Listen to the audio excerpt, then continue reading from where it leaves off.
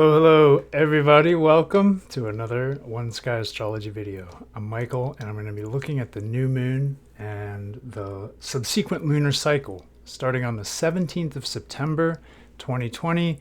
That's in Eastern time, and we're going to be taking a look at this from the point of view of true sidereal astrology, also known as constellational or astronomical astrology, which means we're using the actual groups of stars or constellations that gave the mainstream star signs their names, the zodiac sign, Aries, Taurus, Gemini. We're going to be using those actual constellations instead of an approximate or synthetic zodiac. And the reason for this is where our ideas, basic ideas about the signs came from. All the ideas that were passed on through the Dark Ages, from before the fall of Rome, back to ancient Greece, ancient Egypt, back even to Babylon. All the ideas that Claudius Ptolemy passed on to modern astrologers and that we apply to the zodiac signs broadly, even in the Western mainstream practice. All these ideas came from watching the actual stars. It's great. For that reason, I find the system of astrology very accurate, very interesting, and well worth following just to track it. So even if you're new to the channel, you're not familiar with true sidereal or astronomical astrology, I really encourage you to check this out. Especially because this month, everybody agrees that the new moon is in Virgo. In mainstream astrology, place it in late Virgo. In the constellational astrology, it'll be right on the Leo-Virgo cusp, about 2 degrees into Virgo. Before we jump into this chart, I want to say I didn't make a video last month. I was moving house. My computer died. I've rebuilt the operating system from the hardware up, and I moved in. I have new surroundings. It's a great improvement in a lot of important ways for me, and I'm feeling really good. Last month has been very stressful, pushed me out into the outer limits of my personal envelope in a lot of ways, and there's been a lot of personal growth that came out of that. So I'm happy to say I'm back. Apologies to everybody for missing you all last month. No excuses. Life happens. So let's jump right in. Let's jump right into this chart. What we're looking at is the map of the heavens for the 17th of November, 2020. We're looking at the new moon in constellation Virgo, like we said, and the full moon is going to take place in constellation Pisces here, conjoined to Chiron. And for that reason, what I do with a lunar cycle is I look at it and I plot a course. I plot a course where the new moon represents the sort of going inward in a meditative way, in a magical, spiritual way, setting intentions and generating a kind of map for the future, where the 2 weeks represented by the waxing cycle are a cycle of work, a cycle of growth work, where the endeavor, the intention that I set in alignment with that full moon, that work is happening. Of course, the waxing quarter moon is going to represent the flavor of that work and the beginning of the fruition, while the full moon is the actual fruit, the harvest, this is when we want it to happen. And then looking at that waning cycle is going to be a time when we're winding down, we're appreciating the work we've done, we're taking stock of what worked, what didn't, we're letting go, we're making way, we're making room for that next new lunation.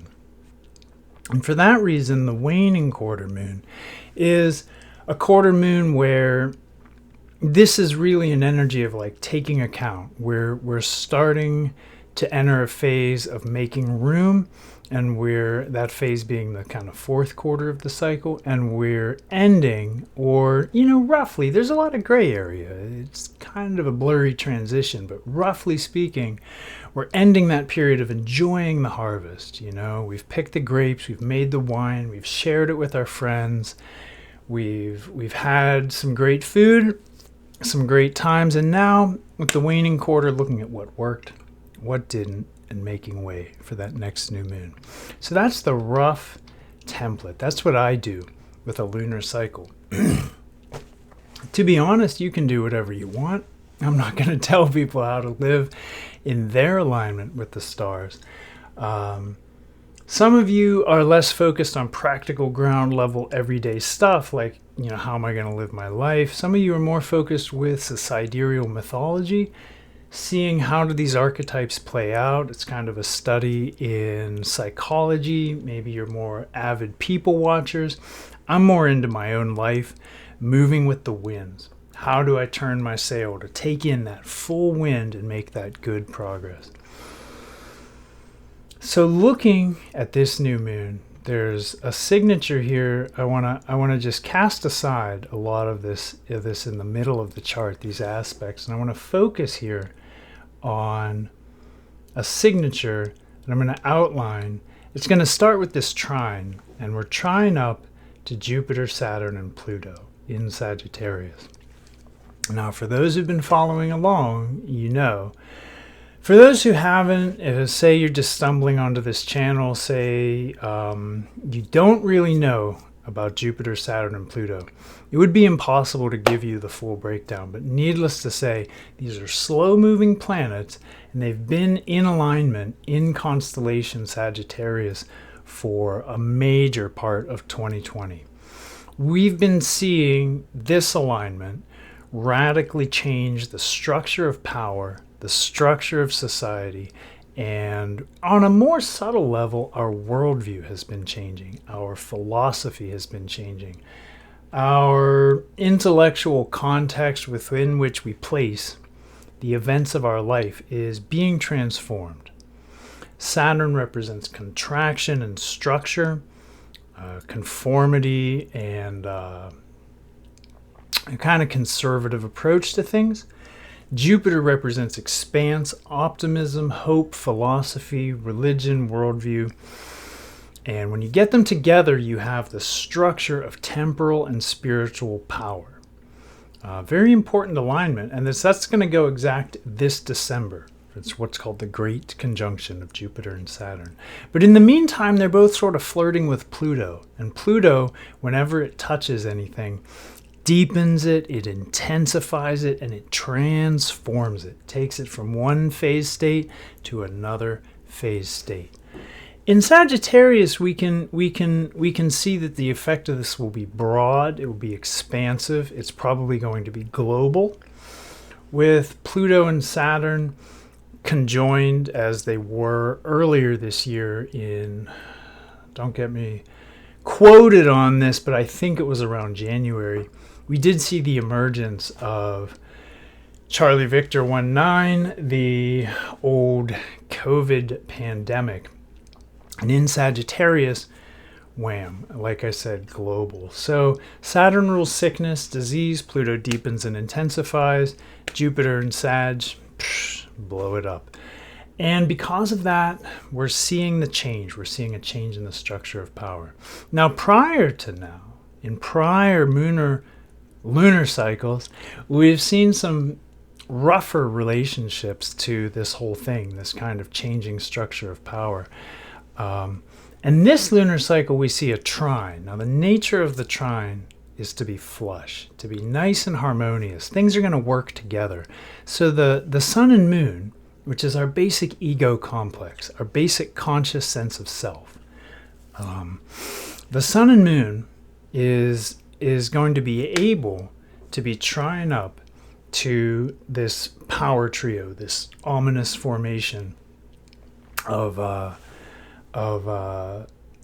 planets in Sag representing this change. With change comes stress.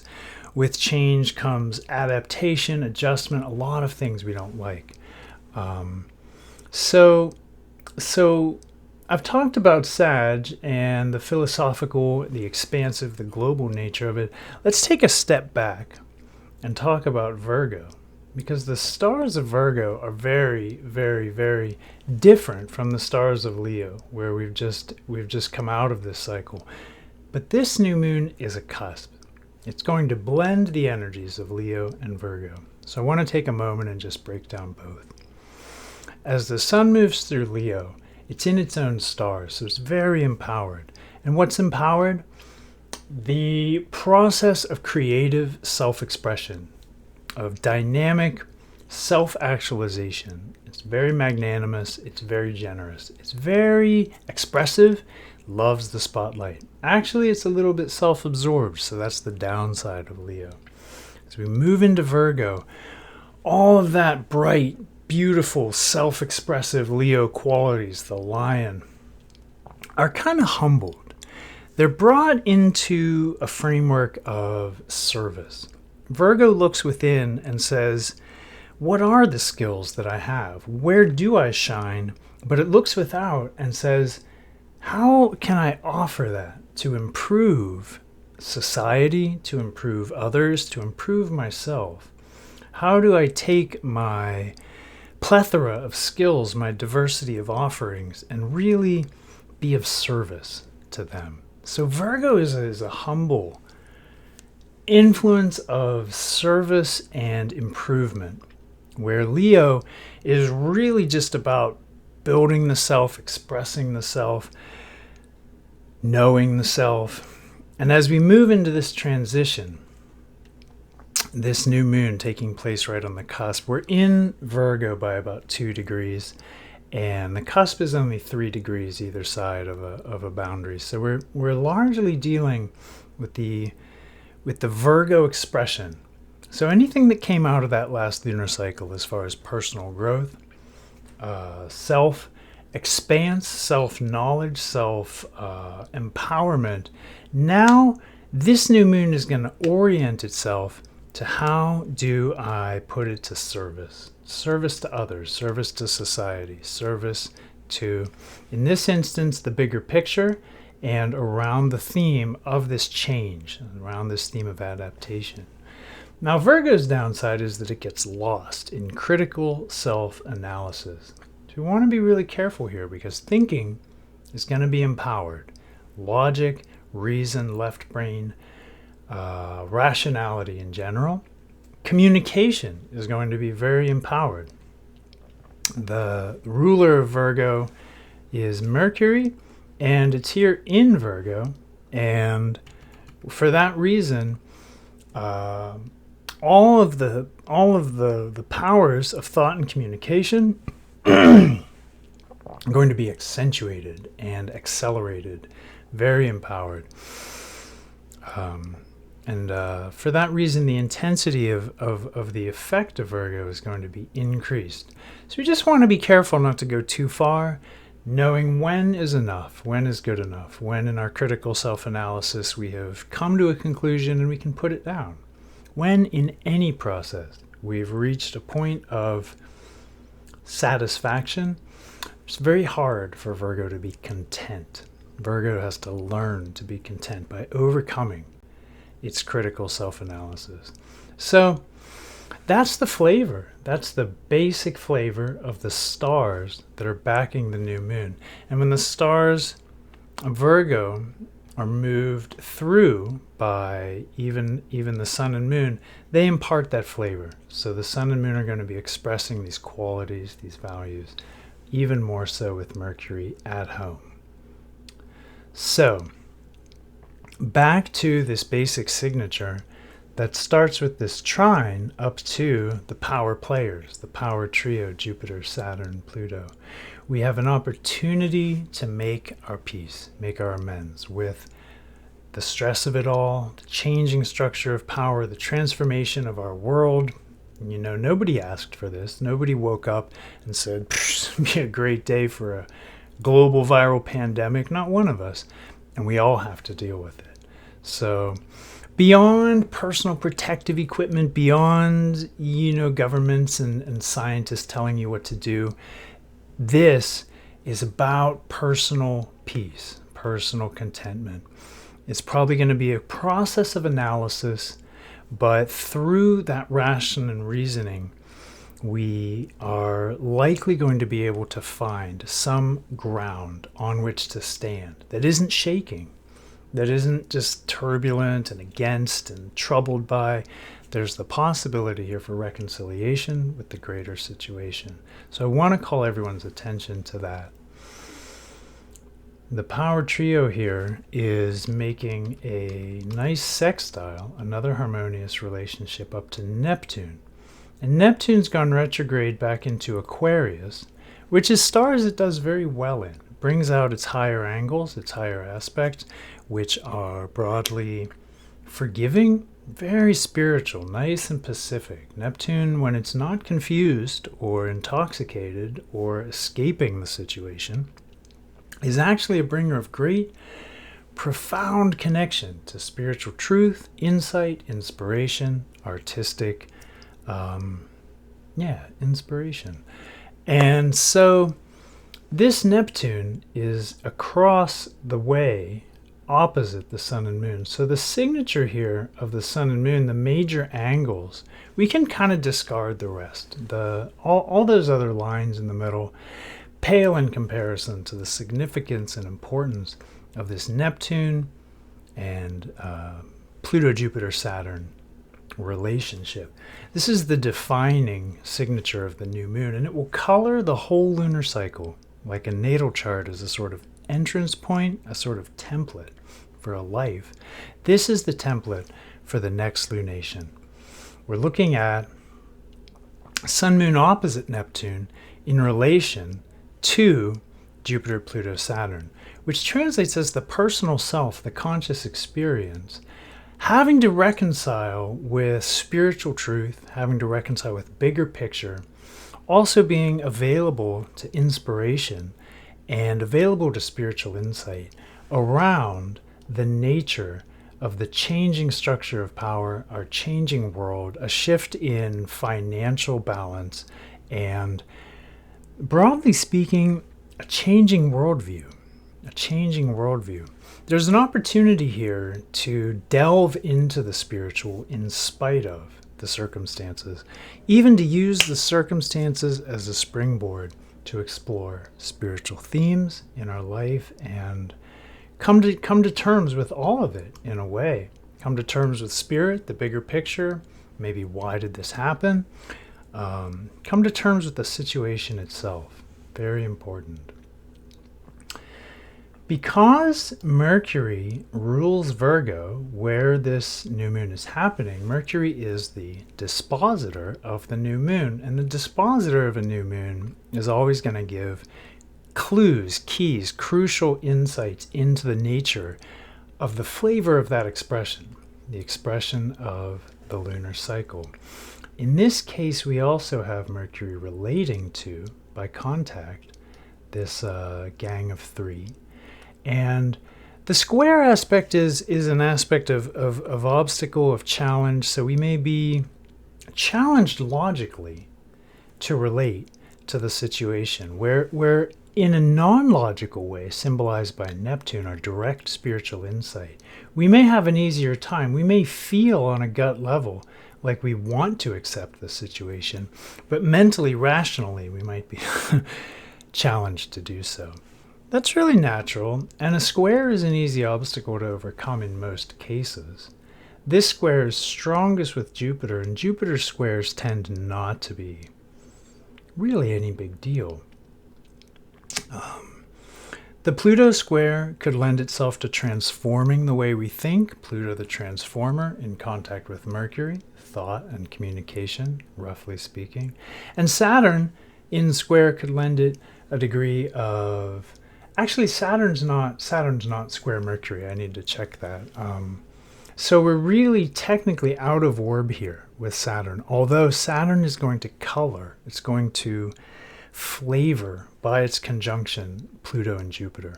And Saturn and Mercury in contact do lend themselves to seriousness of thinking, gravity, and the ability to focus over time.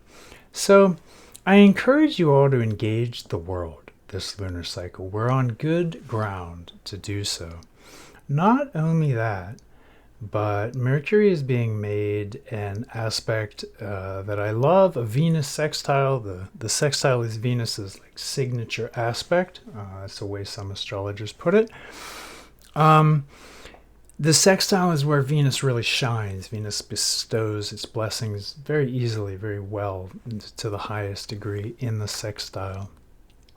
And Venus is a benefic, offering the blessing of kind of ease and ability to appreciate, in this instance, to whatever it touches. So we're going to have the opportunity to lean into this situation with a little optimism, maybe some positivity, maybe make our peace with it, which is really what Neptune wants to do. It wants to see the higher bird's eye view of this whole thing.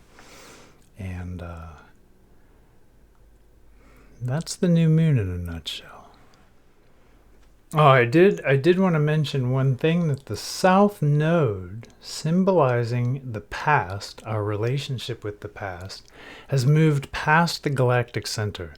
The galactic center is very Plutonian, very deep and intense. It's the supermassive black hole at the middle of the Milky Way galaxy. Our whole galaxy orbits this monstrous point. And when any body moves past the galactic center, it winds up the phase of expression it's in and takes on a little bit, of a new phase of expression. Now, the South Node is how we relate to the past. Our karmic past, maybe through lifetimes, if you're into that. Our personal past, last week, last month, last year. All of it, really. But especially those karmas that we carry that we don't understand, which seem to originate outside of the boundaries of this lifetime.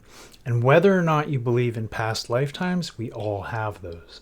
We all are born into a situation. Say you're born into a country, and that country made decisions before you were born that affect the policies, the politics of your experience now. Well, you may be through with that. You may be like, that's the past, The past is never through with us when we're through with the past. The past, and this is where the idea of karma, whether you believe in it or not, you're gonna have to deal with it.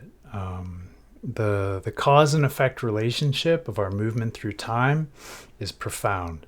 And the South Node symbolizes all of that we carry on our shoulders. So our relationship with this can be changing.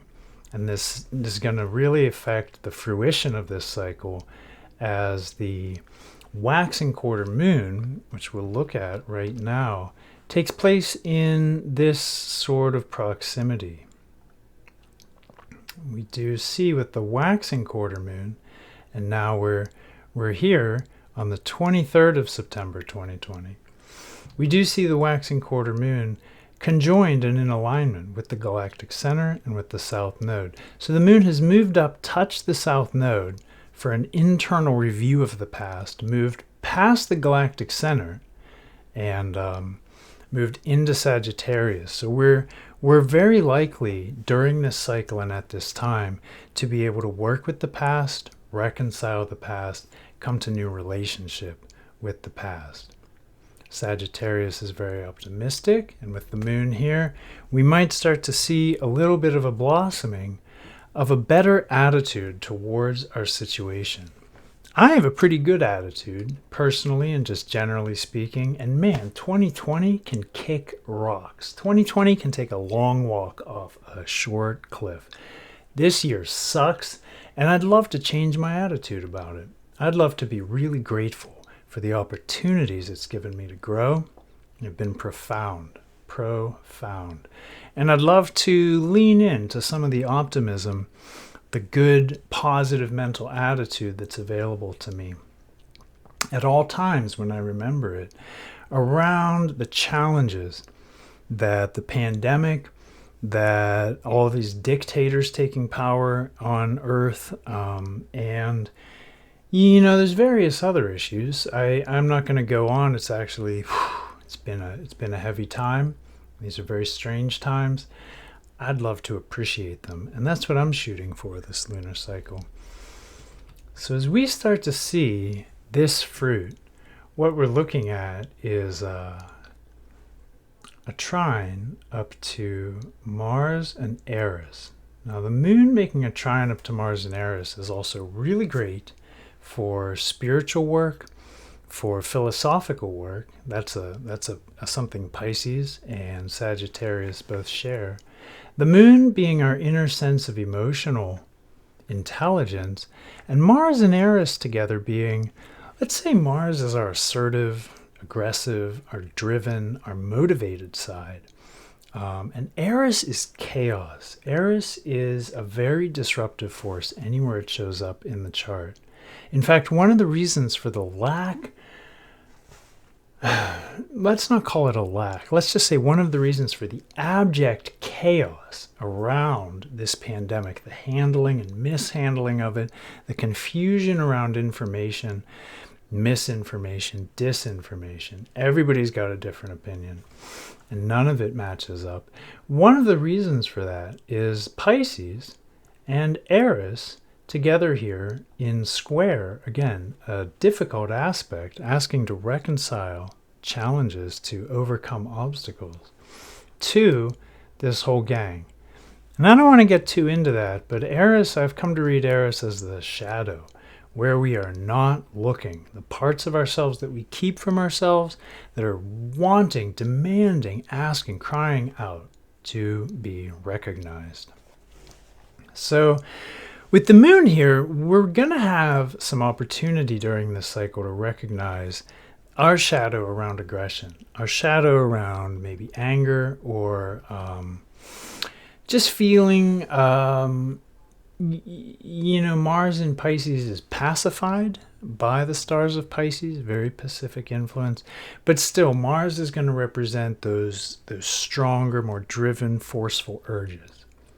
When you get it together with Eris, it's easy to see how the chaos of unresolved shadow around aggression can be something that's very challenging. And with the moon in harmonious trine to this conjunction here, we're going to have the opportunity, as we change our attitude towards the past, to kind of take a spiritual or philosophical, maybe even religious look at our anger, our aggression, rage, all of it, all that Mars territory. So I encourage you to lean into that as this whole cycle grows. Mars and Eris are going to be playing their role, and this is an interesting signature.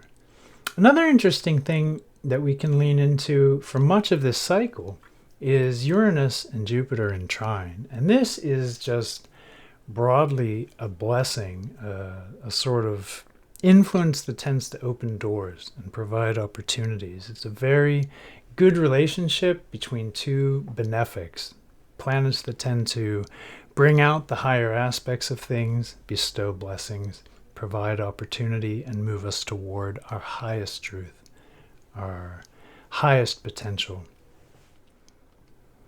So I want to encourage everyone, as this moon waxes and we start to do the work of this cycle, to really go within and make your peace. As the moon moves past the galactic center, we can really begin to generate new attitudes, especially around any kind of shadow work we have to do around frustration, anger, resentment toward this whole changing global situation that we're in. That's going to do as a summary, and I want to look now at the full moon. Full moon here in Pisces, conjoined to the healing asteroid Chiron, is also auspicious for doing this spiritual work, this kind of inner growth work.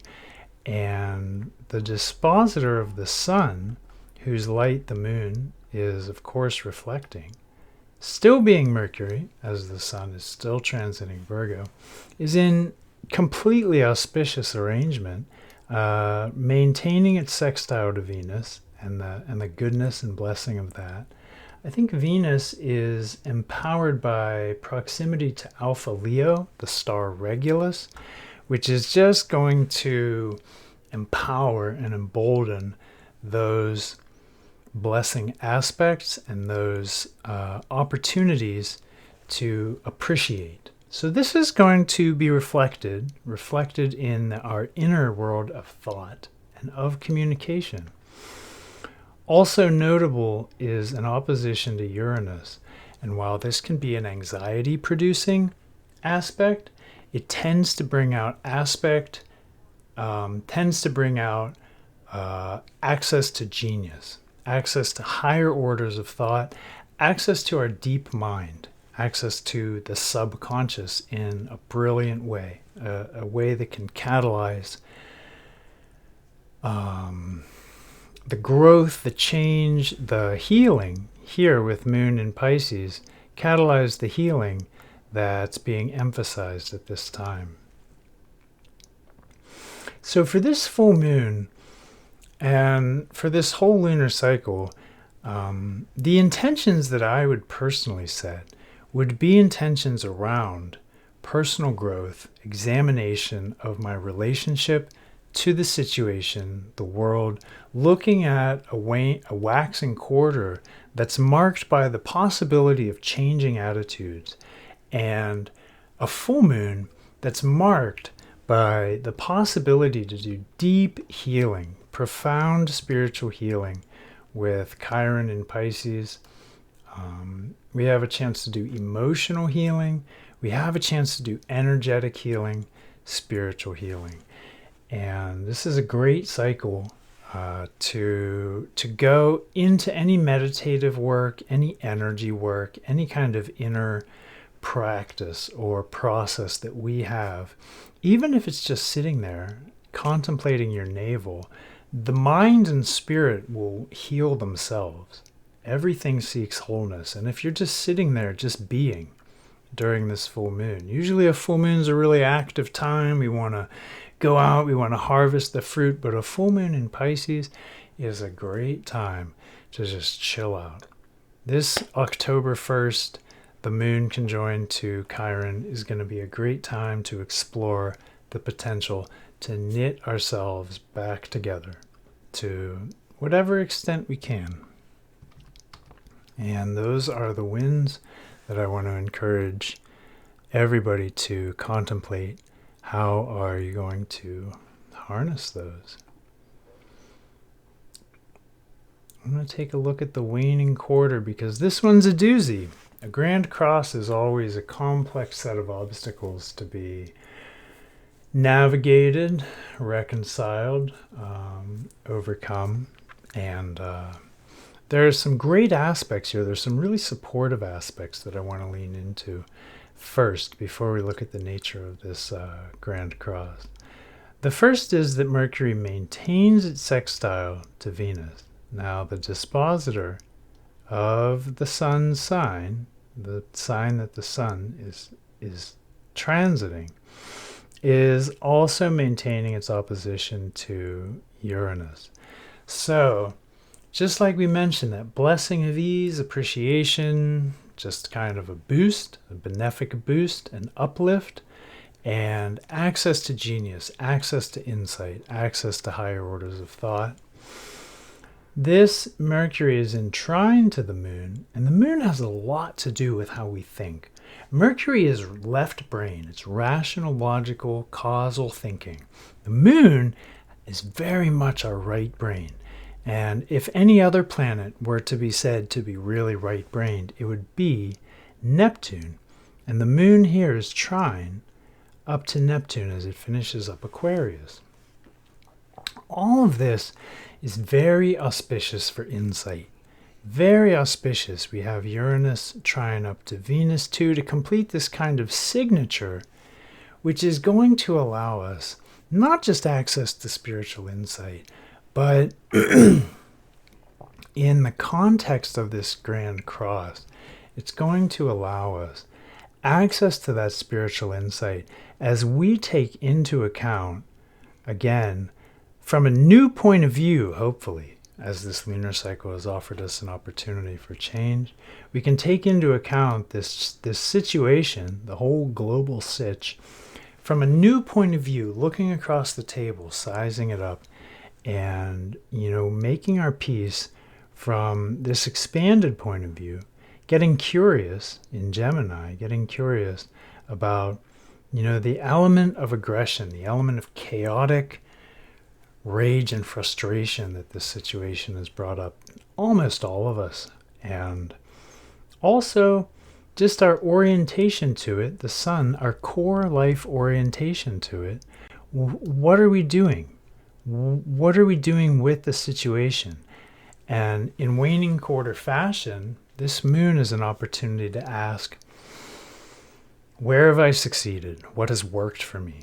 Where have I failed? What hasn't worked? Let's take this and build on it, Mercury and Virgo.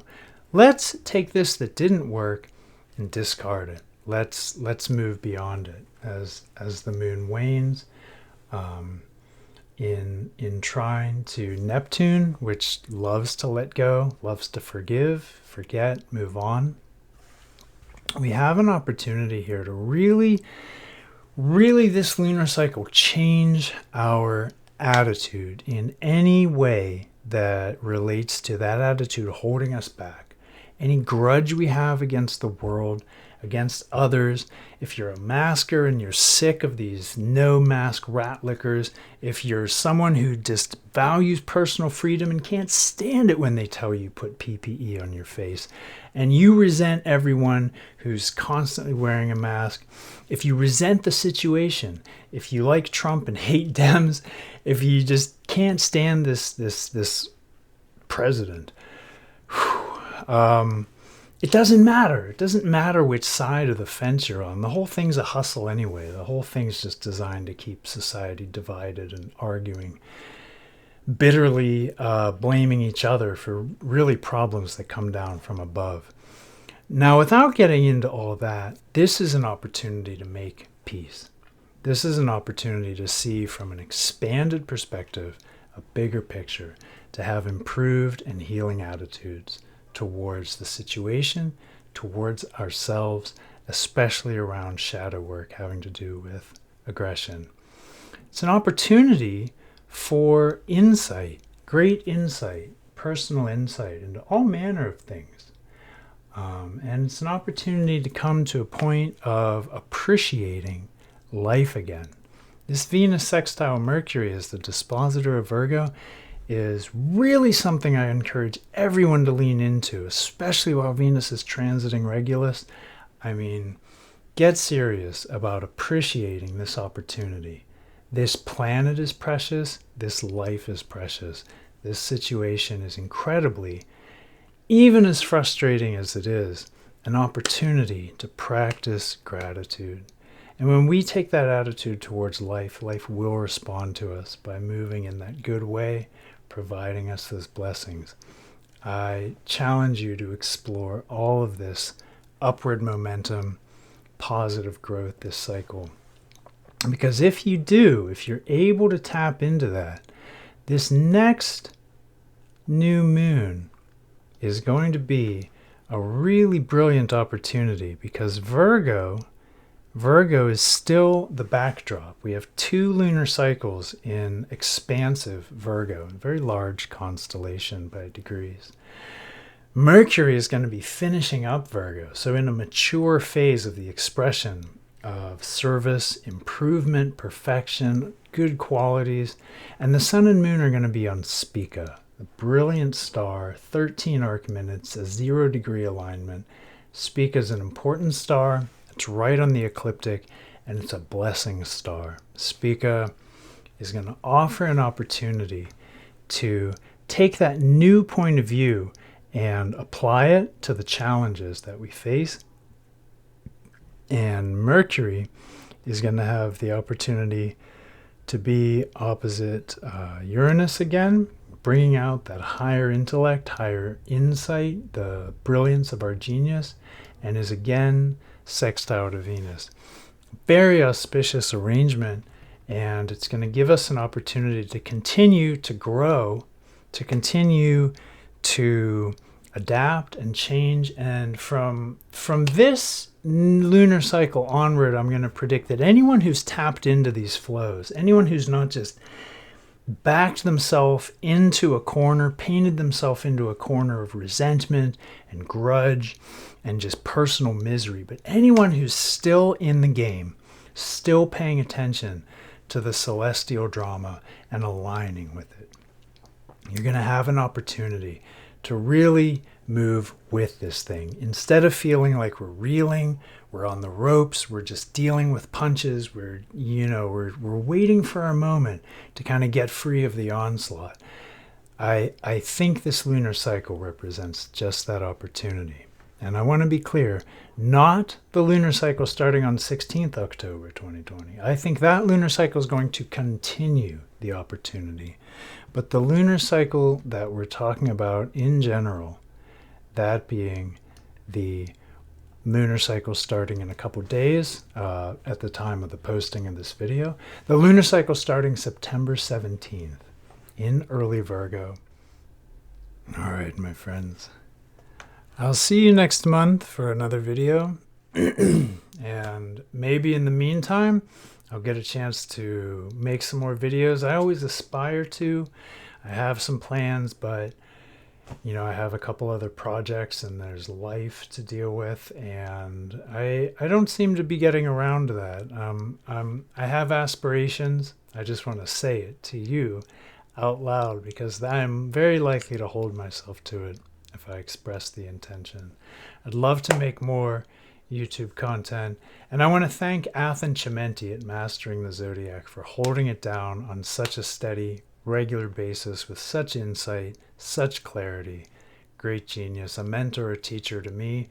Athen, a pioneer of true sidereal astrology, and I'm glad that my missing a beat last month just hardly even matters. I'm a little blip on the radar, and Athens the mothership to a lot of us. So bless you all, bless you Ike, bless you everybody in the whole star family, true sidereal community, everyone doing sidereal, everyone who's paying attention, and you. Bless you. Thank you, and I'll see you next month.